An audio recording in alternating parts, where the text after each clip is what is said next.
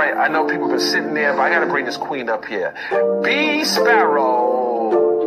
BeeSparrow. I was keeping my eye on that sparrow sitting over there waiting for you to come on in. What's up, BeeSparrow?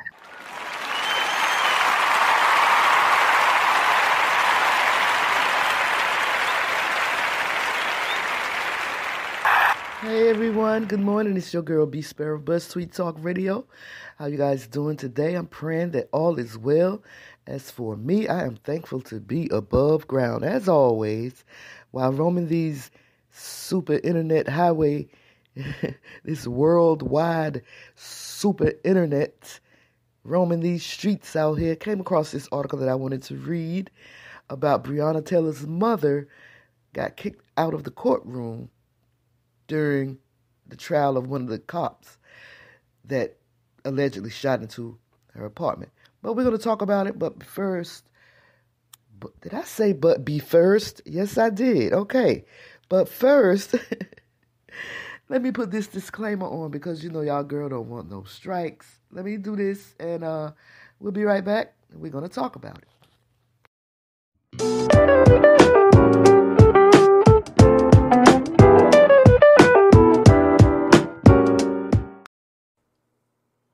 BuzzTweet Talk Radio do not own copyright for this copyrighted material, but under Section 107 United States Copyright Office, Copyright Act 1976, this video, the music and content it contains is for education and or entertainment purposes only.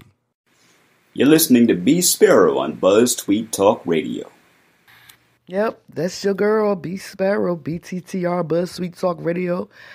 Listen, so according to this article on AtlantaBlackStar.com, Breonna Taylor's mother was escorted out of the courthouse building for wearing a jacket with her daughter's face during the trial of the officer involved in Breonna's slaying. Her mother and sister were removed from former Louisville Metro Police Detectives Brett Hankerson's wanton endangerment trial.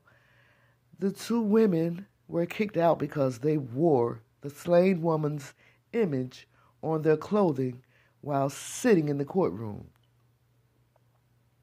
Hankerson is not charged with Taylor's slaying, but since he was one of the three officers involved in the 2020 slaying of their 26-year-old loved one, they wanted to be present at his trial. The ex-cop has been charged with 3 counts of wanton endangerment for shots that went through Taylor's wall and entered a neighbor's apartment as he and his 2 partners on the scene fired a barrage of gunfire in the fatal search warrant execution.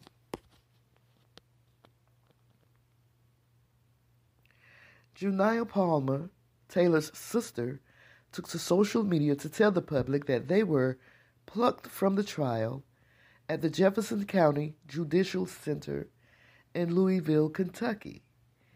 In a post on Instagram, she held a brightly colored shirt that said, "Arrest the cops who killed Breonna Taylor," while standing in a corridor outside the courtroom.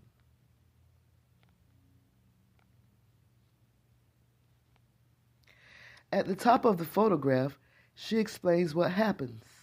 "Today, I was kicked out of court for wearing my sister's sweatshirt. I cried because it hurt my feelings because why can't I wear this? I'm not hurting anybody by voicing my opinion on my shirt." She says Jefferson County is full of, and she posted the doodle emoji. That's right. I said the doodle emoji. Y'all heard me. Oh, so anyway. Okay, that was funny. She further stated that she believed that her ejection was not affair. The next day, Taylor's mother was asked to leave, but she moved out of the courthouse building, not just the courtroom. Wait. It says, but she was moved out of the courthouse building, not just the courtroom. She was walked outside of the entire building, 9 floors and out. Brian Buckmeyer, who captured the images, said in a segment for Law and Crime. She told us that she was asked to leave because this would affect the jurors and create some type of bias. Buckmeyer recalled Palmer saying, "I'm going to take the jacket off. I don't need to wear it. Is that okay?" The courtroom sheriff brought the request to the judge, who confirmed Breonna's mother needed to be removed and summarily escorted out of the building. Summarily. She wasn't even allowed to leave on her own.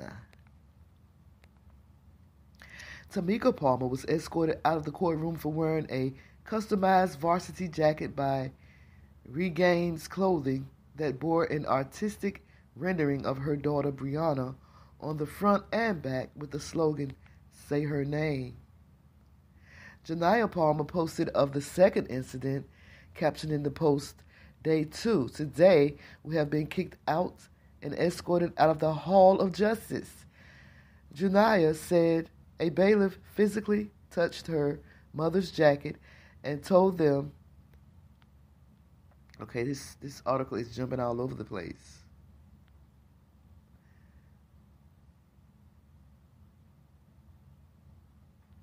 Janiyah said a bailiff physically touched her mother's jacket and told her the attire was not acceptable in the courts. The Post said the mother asked for the dress code but was ignored.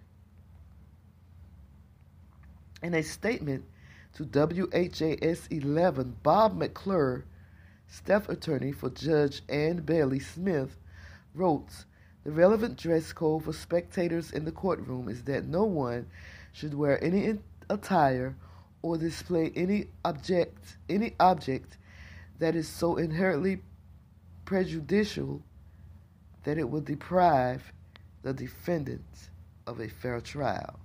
McClure said the judge relies on sheriff's deputies to monitor the courtroom in efforts to make sure these rules are adhered to.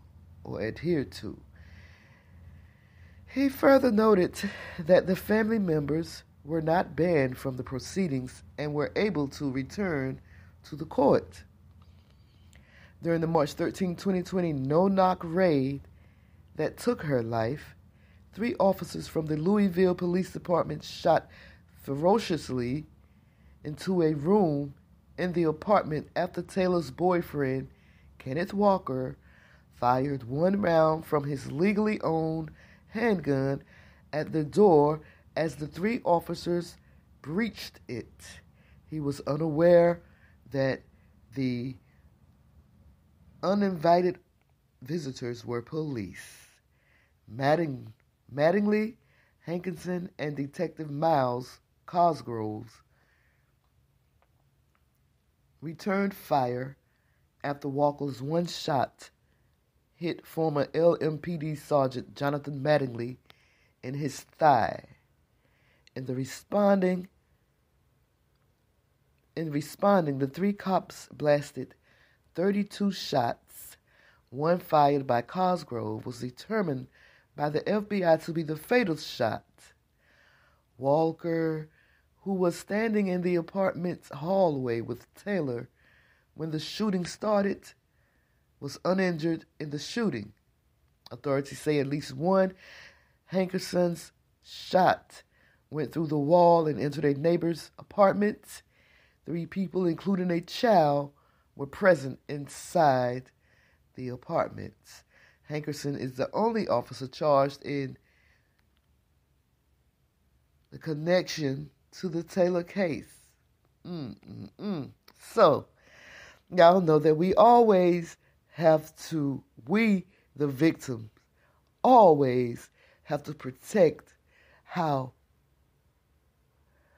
the aggressor is feeling.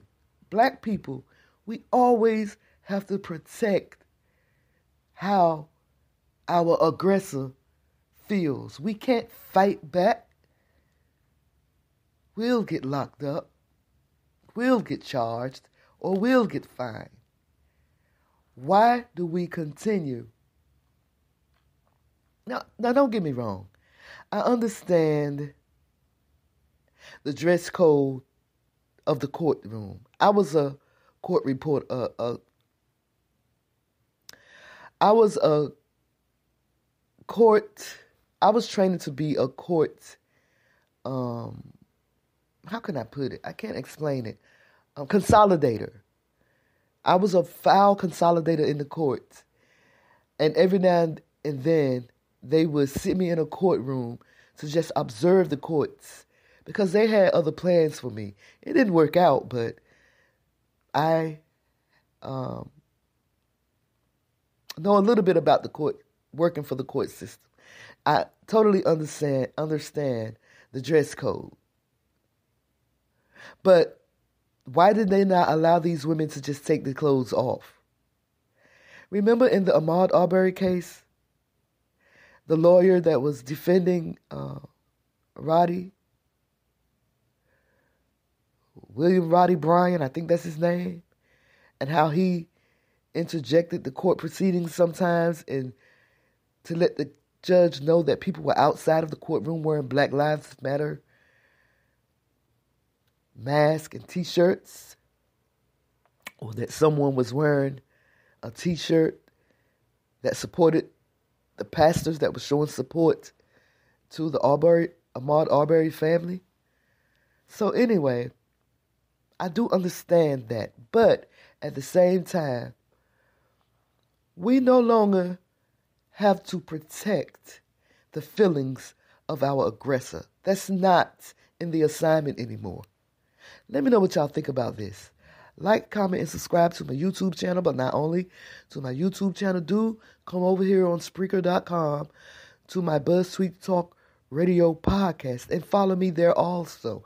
And in return, I'll do the same. Let me know that you followed me there. In return, I'll do the same. It's your girl, BeeSparrow, BuzzzTweet Talk Radio. Holla at your girl. Okay? Okay.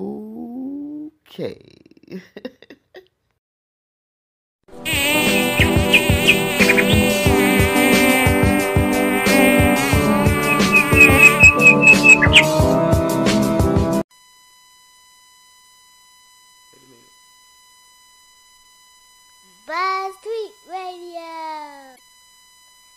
You're listening to Buzz.